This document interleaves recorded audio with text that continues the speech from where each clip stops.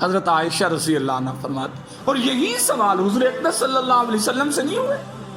آپ معراج میں گئے، بیت المقدس کو دیکھا، واپس آئے حضور صلی اللہ علیہ وسلم، تو کیا سوال کیا گیا کہ جناب والا اگر آپ واقعتاً وہاں گئے ہیں تو وہاں کی کھڑکیاں، دروازے، ستون، نقشہ، حضور صلی اللہ علیہ وسلم کے تو وہم و گمان میں بھی یہ چیز نہیں تھی. اور صحیح روایات میں آتا ہے کہ جب دباؤ بڑھا ہے تو حضور اقدس صلی اللہ علیہ وسلم کے بارے میں اللہ نے جبریل کو حکم دیا. دو روایات آتی ہیں، یا تو درمیان سے سارے پردے ہٹا دیے گئے، آپ مکہ مکرمہ میں بیٹھ کر بیت المقدس کو دیکھ رہے تھے، اور دوسری چیز یہ تھی کہ حضور اقدس صلی اللہ علیہ وسلم کے سامنے اسی بیت المقدس کی جو مشابہات یا مماثلت تھی وہ لا کے سامنے کھڑی کر دی گئی، اور آپ دیکھ رہے تھے اور ان کو جواب دے رہے تھے. ایسے سوالات ہوتے تھے، اور ان سوالات کے جوابات حضور اقدس صلی اللہ علیہ وسلم ارشاد فرماتے. اگلا درس سنیے گا انشاءاللہ، وہ اور بھی زیادہ دلچسپ ہوگا.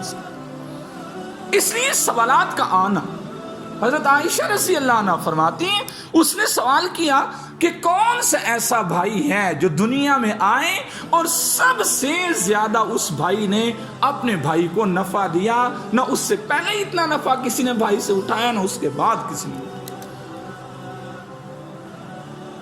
کہتی میں سوچ رہی تھی کیا ہو سکتا ہے، حالانکہ وہ سب سے زیادہ خود سوال کرتی تھی حضور صلی اللہ علیہ وسلم. بڑے دلچسپ سوالات ہیں، وہ ایک جگہ جمع کیے ہیں حضرات، پوری کتاب ہے.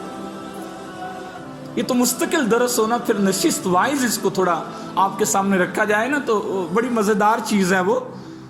لیکن چلیے آپ کے پاس بھی تو علماء ہیں، ان سے کبھی کہیں سارے کام ہمارے ذمے کیوں ہیں، خود بھی تو محنت کریں تھوڑی سی. حضرت عائشہ رضی اللہ عنہ کہتی ہیں مجھے یہ جو بدو یہ دیہاتی تھا دلچسپ معلوم ہوا، سوال پہ کبھی تلخی نہ کھائی، یہ مہربانی کریں. خاص کر جو اہل علم ہے، بڑے سے بڑا بھی سوال سامنے آ جائے انہیں چاہیے کہ وہ اپنے علم کے مطابق اس سوال کا جواب دیں، نہیں ہے تو نفی. ابھی تھوڑی دیر پہلے ایک صاحب نے فون پہ پوچھا کہ وراثت کے مسائل، میں نے کہا یہ تو مفتی کے مسائل ہیں، میں نہیں بتا سکتا، اگر آتے بھی ہوں میں تو بھی نہیں بتاؤں گا، چونکہ فتوے کی بات علماء سے نہیں پوچھنی چاہیے. وہ پھر علماء سے ذرا بھی اس میں خطا ہو گئی تو مارا جائے گا.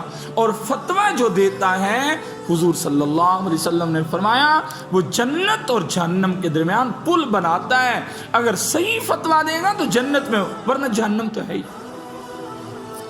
یہ بدلیں روزانہ ان باتوں پہ کہ میں فتویٰ دیتا ہوں، مجھ سے پوچھو، مجھے جانو. اچھا کون سا قیامت نہیں آنی؟ تم نہ بھی چاہو کہ قیامت نہیں آنی تو قیامت تو پھر بھی آنی ہے. حساب کا دن آنا ہے، مالک یوم الدین جو اس نے کہا ہے وہ ایک دن جزا کا دن آنا ہے.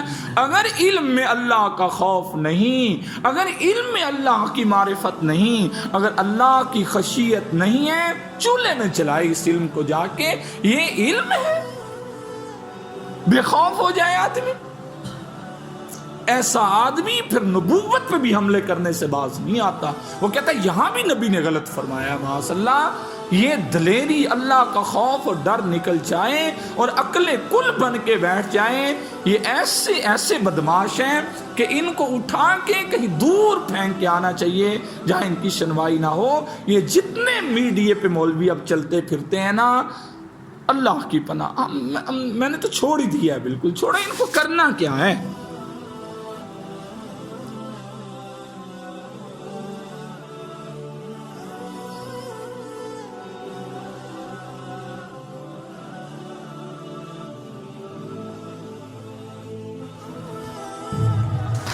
حضرت موسیٰ علیہ السلام نے دعا کی، ربی شرح لی صدری ویسر لی امری واحلل عقدۃ من لسانی یفقہوا قولی.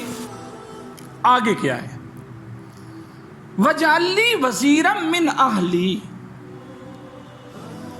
کیا اچھا ہوتا ہے موسیٰ علیہ السلام کہتے ہیں کہ ایک وزیر بنا دے میرا. یہ نہیں فرمایا، فرمایا من اہلی، وزیر بھی میرے گھر سے ہونا چاہیے.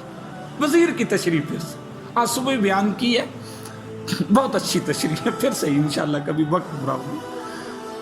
وجعلنی وزیرا من اہلی، اللہ میرے گھر میں سے وزیر بنا، اور ہارون اخی اشدد بہ ازری،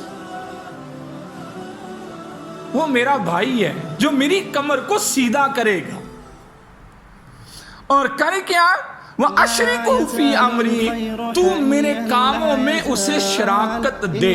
یہ جو شراکت کا لفظ ہے نا، یہ بتا رہا ہے کہ جیسے میں نبی ہوں اسے بھی نبی بنا۔